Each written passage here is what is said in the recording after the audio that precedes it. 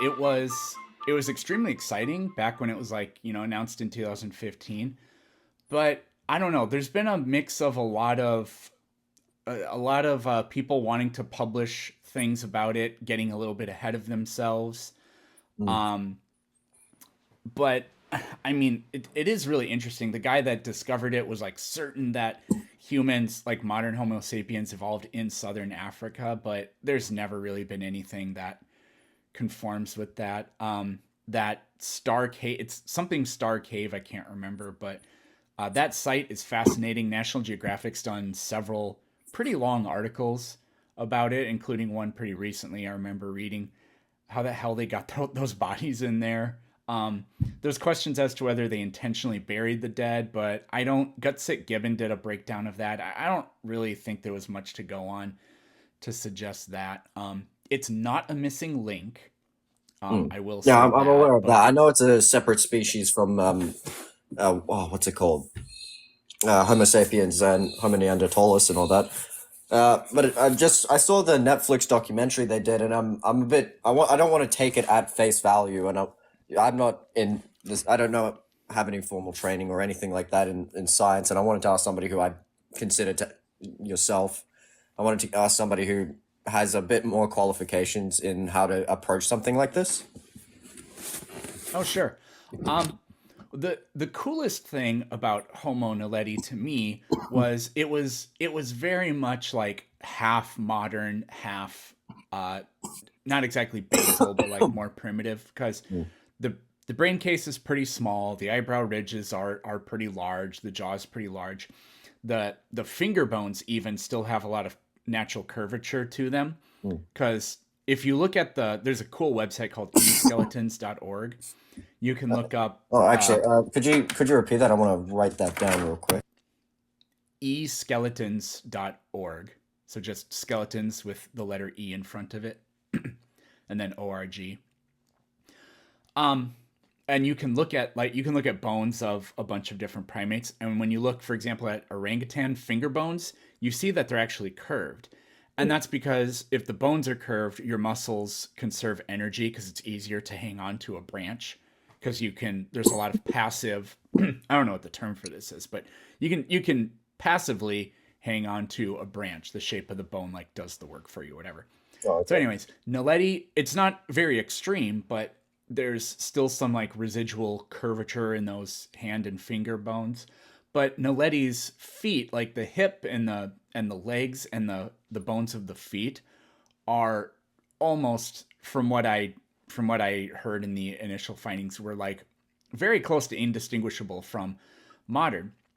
And that's cool, and that kind of makes sense because if if we changed our if the new niche opened up and the Homo branch started to be less arboreal, well, our primary mode of walking around was or of moving around and where we lived was on the ground, not in the trees. Mm.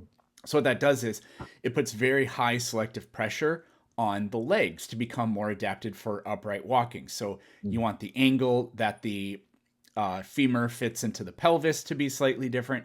You want the arch of the foot to be different. You want the structure and shape of those bones to be different. But guess what? For the hands, there's nowhere near as dramatic of selective pressure. So you would think that the bone structure in the hands and the arms or whatever would change more slowly. And that is exactly what Homo naledi shows. It's really cool. The Mm. upper body, like I said, is more basal, and the lower body's very modern. Okay. Well, that's cool. I know the Netflix documentary suggested that if they deliberately buried it implies spirituality, and when you're looking at societies that have a sense of spirituality, it's considered a sign of intelligence. I'm not sure if that's entirely truthful or not. And it says we need to it redefines how we view humanity, which I think is a bit ridiculous. If Homo naledi I does have like spirituality, then it's just another species of hominid that has had spirituality. Like it doesn't really redefine anything about humanity.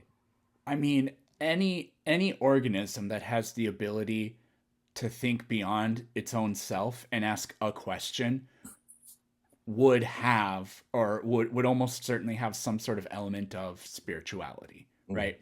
Um, but I don't know. I mean, unless we for certain found like art that they did that very clearly had some could only have had like symbolic meaning or whatever, Mm.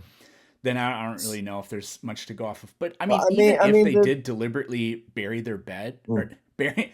Oh yes, bury their it's dead. very typical of us to bury our beds. Yes, I we buy a new bed every night. Yeah, Um, exactly. it's wrecking us financially. Um, but even if they did bury their dead, I don't think that that necessarily gets you to spirituality because there's far simpler explanations for that. I would think. For example, we know that there's cool research you can watch on YouTube. I think from when Vsauce was doing Mindfield Mm. of there's like a monkey research lab in Japan that's pretty famous, and there are some monkeys that wash their food before they eat it. If some of them like they do it all the time, but Mm. other times like if it's like near poop, they will wash it before eating. Now, do they know things about germs? Obviously not. Do they understand disease? Obviously not. But I mean, raccoons wash their food too. Like just the idea that an organism by just doing that action that would be beneficial to it, and like we can describe scientifically why it's beneficial from a Mm. standpoint of like disease or whatever, even though they know nothing about it, that doesn't mean that they wouldn't end up doing something like that. And burying your dead kind of, dead bodies aren't necessarily very healthy to be around, you know? True. So Yeah. I if they mean, were doing something like that, I like the leap to spirituality is, I mean, it's fascinating. It's cool to talk about. It would make really awesome books. But I think that's just it's too big of a leap yeah, I think Trash we Panda. need to do a lot more research into whether or not this was a spiritual act or an act. But burying the dead in the same place to me implies a sense of tradition, which really most animal species do have this. Some social animals at least have a sense of tradition. Elephants, sometimes meerkats, apes. There's a lot of social animals that have this sense of tradition, but that's mostly because they, from my understanding, at least I don't know if this is correct. From my understanding, it's because they learn from the previous generation and just continue it on. Sort of. I mean, to what extent? I mean, that is culture. To what extent is there culture in the animal kingdom? There's interesting conversations about that. Like whale songs change. There are regional differences between whale songs, and a whale song in one part of the world gradually migrates to other parts of the world. Mm. Like how trends start in the East Coast and they don't make it to the Midwest for another like 10 years, and then people in the Midwest are like, "Hey, have you guys heard of this new thing called whatever?" you know. Mm. Um, but where was I going with this? The well, I was going to say something interesting about meerkats. Don't let me forget that. But They compare them. um, I guess well, I don't really have anything else to say about animal culture. It's just it would be extremely Mm. hard to figure out if that's what's actually going on. Like for example, somebody commented this on one of my YouTube channels. They were saying like, "What do you make of the whole idea that chimps have entered the Stone Age and stuff like that?" And I said, I think we need to pump the brakes on that a little bit because um, I don't think that chimps actually have technology. I wouldn't say. I mean, I guess if you take a raw material from the environment and you do something with it other than you know allow it to exist, is that technically technology? Mm. I guess so, but I mean, if that's the case, there are fish that have technology. So let's not get too carried away with that.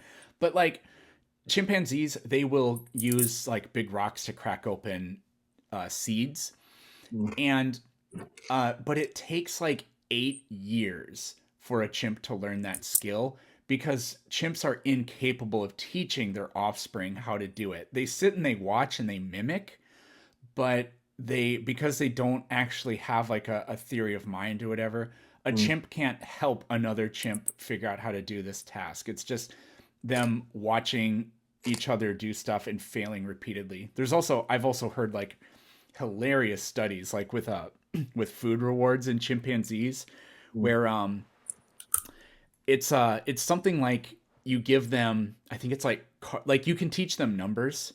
They can learn that 2 is greater than 1 and 3 is greater than 2. Mm. They can learn that in a way, but there's like this really funny way you can do it where if they pick the smaller, it's either a smaller number or a smaller food reward. I don't remember, but like if you give, I think it's food. If you show them, you give them a small pile of food and a big pile of food, you put it in front of them and have them choose one. Mm. The way it works is if they choose the small one, they get the big one. They're like incapable of passing that test. And what's really funny is they can actually be quite emotional. And apparently, these, I don't know if I'm pretty sure it's chimps, but they will, they pick the big one, but then they're given the small one and they do that, you know, Yeah. they're actually in anguish, but it won't like you do this 100 times in a row and they will fail it every single time.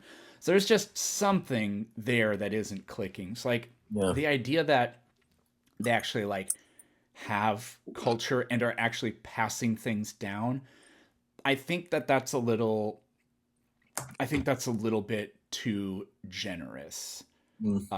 That's what I would say. Yeah. Yeah. Probably a pretty fair response. Anyway, I gotta go, but I really appreciate you explaining that to me. And yeah. Oh yeah, you're totally welcome. I'm gonna talk about the meerkat thing after you go, but um, meerkats. So actually, this will be really quick. They actually teach their young how to deal with scorpions. So mothers will give a dead scorpion with its stinger, or no, just a dead scorpion to Mm. really young pups, and then they play around with it, they eat it or whatever. When the pups are a little bit older, the mom will bite off the stinger and give them live scorpions to practice killing. And then eventually they just give them, uh, you know, scorpions that that are fully locked and loaded. Mm. So it's really awesome. They teach them along like this in education. There's this thing called the zone of proximal development, and that's what it reminds me of. You like Mm. scaffold things to meet them right where they're at, like right on the boundary of what they maybe can or can't do, to make it harder so that they increase and get better at a skill. Mm. Yeah, that makes sense. I appreciate your time. Hope to come and see you live again at some point. Ciao. Me too. Later. What does modern science say about the beginning of the universe? Um, I wouldn't say that modern science says anything about whether or not the universe has a beginning, um, or any kind of cause, right? I mean, you could say it has a beginning point in time, but that's, I mean, really, science has nothing to say about the creation of the universe, including whether or not it was. Okay. So if the universe had a beginning, it might not necessarily need a cause. Well, it could have a beginning in time, but that Okay. doesn't mean that the universe didn't exist before the element of time was part of the structure of the universe. Okay. Okay. So the Big Bang, that's not a theory on the beginning of the universe. That's not a theory on the cause of the universe. Not the cause. I mean, you could say it's a theory about the cause of the universe expanding from its initial state, but not like what made the universe begin to happen. The Big Bang describes the universe. It doesn't contain, nor could it contain, an explanation of, well, there wasn't a universe and then there started to be a universe.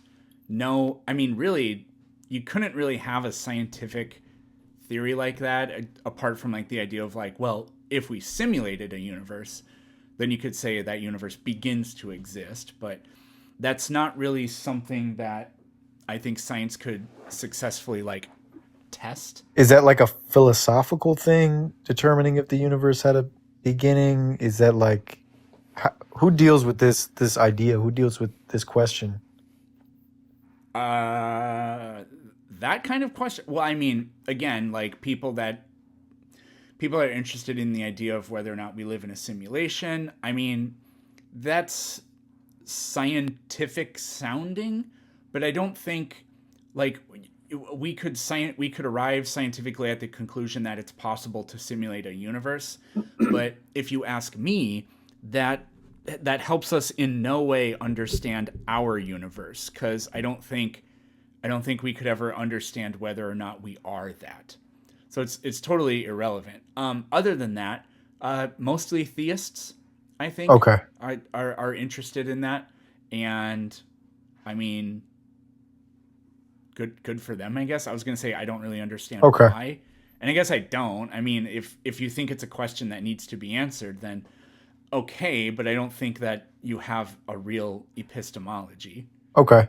And just a question, what I assume, maybe I'm wrong, I assume you weren't always an atheist. Maybe you became one later in life, or maybe you were always one. I was grew up in the church, got baptized, confirmed, uh, Okay. did other stuff like that, drank the Jesus juice, and then one day I stopped. So, what did you learn about science that led you away from believing in God? It was more about what I learned about religion. It really Okay. had nothing to do with science, because I remember when I was a little kid, my best friend across the street, Philip Smith, we both had like all the Jurassic Park like dinosaur toys and all that kind of stuff, and we were playing with them. And he said that humans and dinosaurs coexisted. I was like, "The fuck are you talking about?" And like, I was a kid that went to church and stuff like that, but I was like, "That's no, what?" So science really was never a threat to what I believed in. Okay. So Okay. And religion for the other, basically. Typical Globy.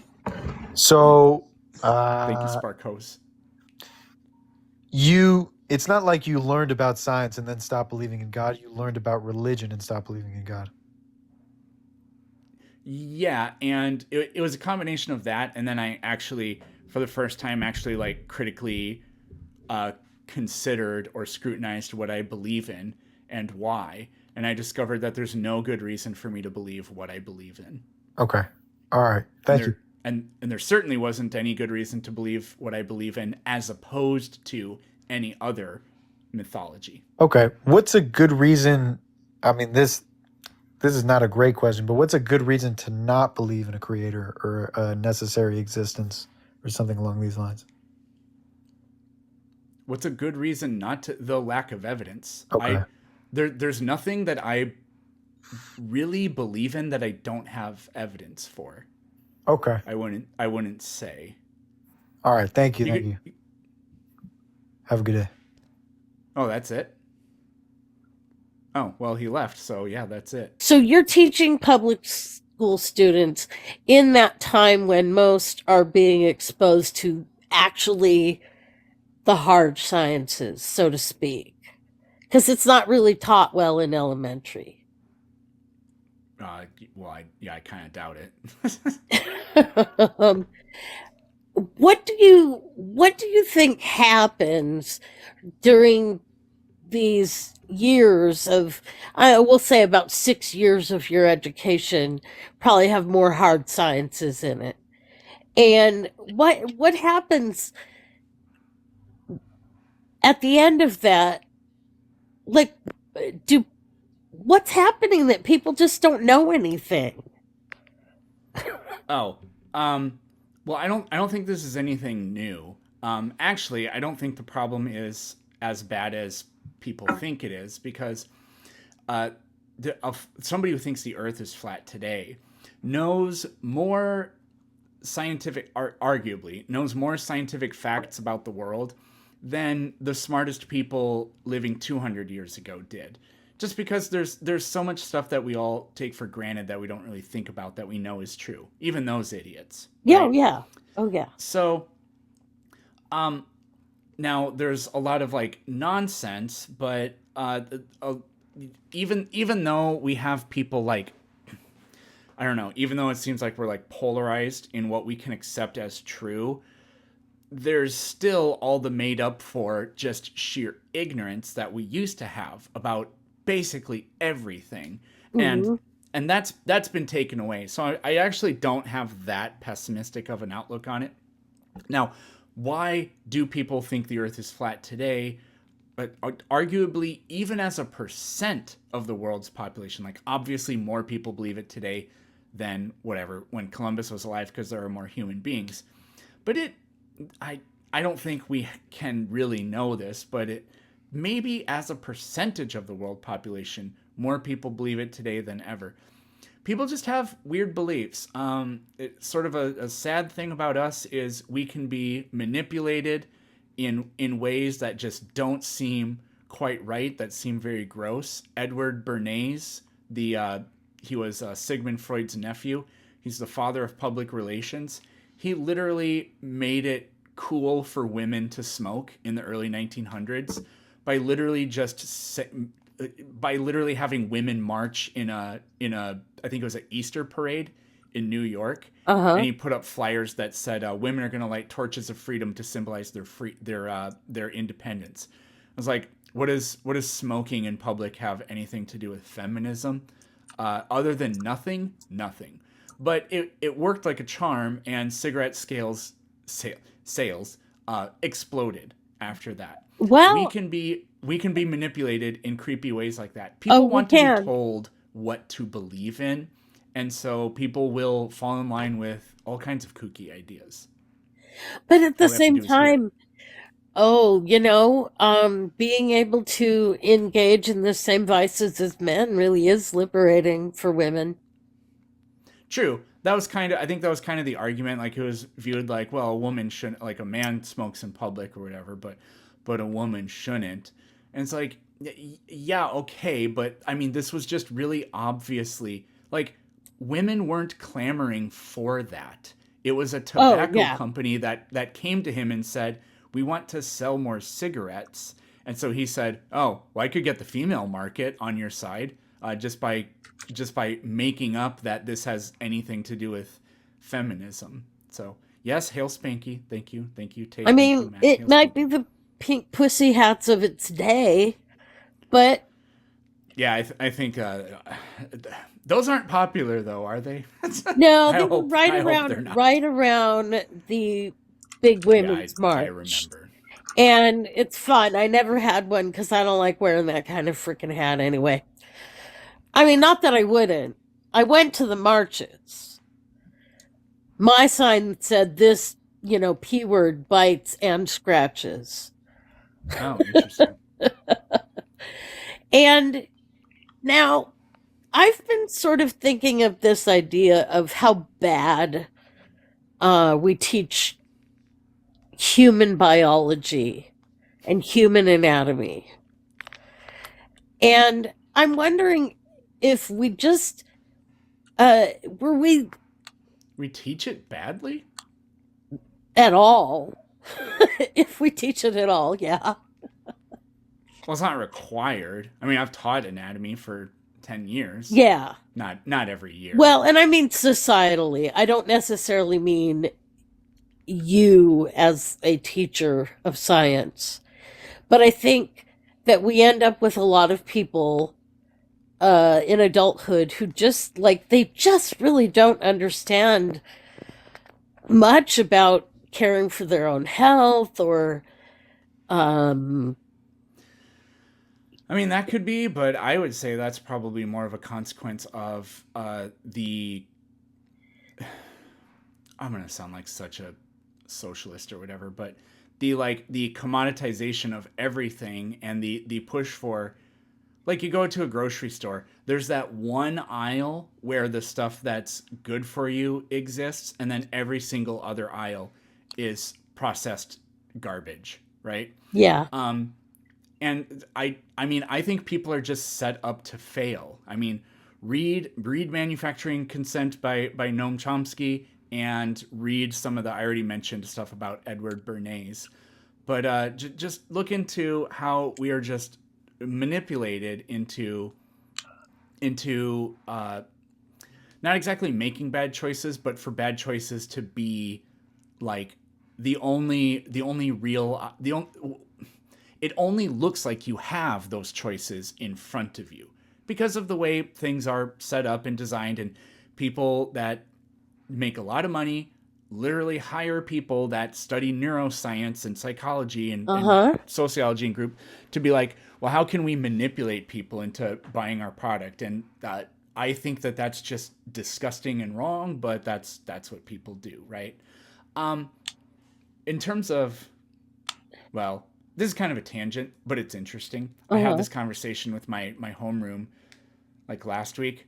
I was like, if you guys had to guess, do you think like teen pregnancies, like that issue, do you think that's getting better, worse, or do you think it's staying the same? And they all thought that it was getting worse because, like, it gets talked about, you hear about Mm-hmm. it. It's not a show anymore, but there used to be like My like Teenage Mom on VH1 or whatever, Oh stuff like yeah. that. Oh yeah. But we looked up the data, and it's like versus when versus like the 50s and 60s, it's like 5, 6, 7 times lower than Yeah. it was back then. And it's precisely because we actually talk about these kind of things. Because when it's in the open, when we acknowledge that it's part of reality, then it's not really stigmatized anymore. And weirdly, instead of that making it now like acceptable or whatever, people just actually, going to what you're talking about earlier, know and understand these things better because they are actually talked about. And so that issue's got better. It's same with drunk driving. People think that that's getting worse, but it's like, no, that's like in the 90s, it was insane, Mm-hmm. or 80s and 90s, it was insane how bad drunk driving death Hey, rates were compared to today. I think Uber and Lyft made a huge difference. I have to think that that Yeah, makes a probably. huge difference. Remember when we were all told not to get into cars with strangers? Right. And Now now we they're now telling us, we now well, we do maybe that when still we're drunk. don't. Or, and I'm just so glad that I don't drink. I'm just like, this is fine. I'm fine. I'll be fine. I'm not worried about what's going to happen to me while I'm out there drinking because I'm not going to be out there drinking. Yeah. Um, just, shout out for not drinking there. Um, do you think that we might be able to reduce people's prudishness around educating children properly on biology if we just said, "Hey, this is just agricultural education. This is just, you know, No, like I don't if think we you put should it lie. into a I don't think you should context." lie to them. I think you should just make evidence-based logical arguments for it. Like Yeah, the idea that even young people should be like at least introduced to the idea of like their bodies. yeah, I always thought that that was kind of creepy and gross until I heard that children who are victims of like sexual abuse or whatever don't so much of it doesn't get reported because the kids actually have no idea what's even happening to them because they don't know about their own bodies. And that seems really weird, but guys, we all had to be taught how to wipe our own butts. We don't know how any of it works. You're not born knowing how any of that works, right? To do that So ourselves. I oh, look, I'm being accused of yapping now, wait, you guys don't still Peterson. use your litter box from when you were a kid? Dude, I just asked Ryan to come help me out. What do you mean? See, now, Um, now when we have this bathroom debate, I just keep thinking, I would like to see just all the cis het men can just go out behind the building and discreetly pee back behind the building and let the rest of us just use the bathrooms. like the farmers used to, Yeah, like they still like do, it would like they probably just still make do. things a lot easier for everybody. No, see, that's yapping. Maybe. Actually, like the smartest thing I ever saw about this, or the way to handle this I ever saw was I was at the Red Rocks Amphitheater outside of Denver, Colorado, Uh huh. and the bathrooms there are really interesting. You go into this big room, but it's like literally men, women all in the same line, and I was like, Uh how huh. does this work? So like you go into the room, there's no actual door, it's just an opening, and then there's sinks there, but then there's like 15 stalls that are really Uh super huh. narrow. They each have their own locking door, and it's like, oh, this is just a row of like Privacy. of toilet. It's just a row of Yeah. stalls that everybody goes in, and it's open, so it's not like you can go in there and like sneak up on somebody or anything. I was like, that makes perfect sense Uh huh. because then there's no such thing as the line for the girls' bathroom is so much longer and the line for the guys' bathroom isn't or whatever. It's just the line and it's open and nobody can like there's nothing to worry about with that. I was like, that's this.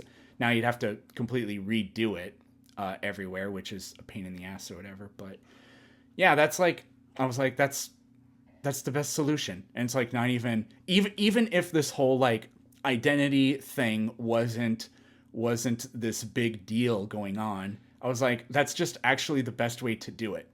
Right. So And especially consider um like at a sporting event, where they have the sporting, or like some of the clubs down in West Hollywood and stuff have it sort of like that. And for them, it's really versatile because there are nights when it's pretty much just all men, and there are nights when it's about half and half, and they never really have to worry about, like, yeah, there's just enough and for everybody.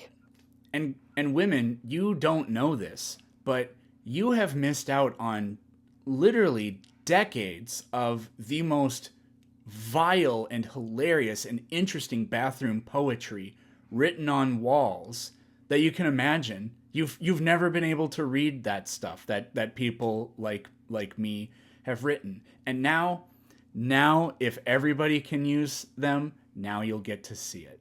So, Facts. how are things going on in the United States right now? Because I actually moved about 5 months ago. I moved out of the states to the Philippines because of Uh, a lot of issues that were happening there, and but I also wanted a place to. I wanted to move out of the country for a long oh time. man, I mean, well, this year will be very interesting because we have two people running for president that nobody wants. One of them could die at any minute, and then some completely incompetent idiot warhawk lady that will start a nuclear World War III will get in there, or or an actual criminal. Well, I mean they're kind of all criminals, but whatever. But like a real criminal might get in there, but he might actually be holding office from jail because he's obviously extremely guilty of stealing classified documents. But he's gonna win the nomination, and he's what's gonna get a he's who that party's gonna push for, and the other guy is so incompetent, and he completely and utterly and permanently lost the young vote. Not only because he failed on most of his promises, but now he's basically abating in a genocide, and they won't forgive him for that. So he's almost certainly going to lose to this narcissistic maniac criminal who um, would the thing about the other guy is if every single person on earth died except him and one person to worship him unconditionally, he would be okay with that. And so if things don't go his way, he's going to Uh, demand a civil war happen, and a lot of people are going to be uh, more than happy to do that.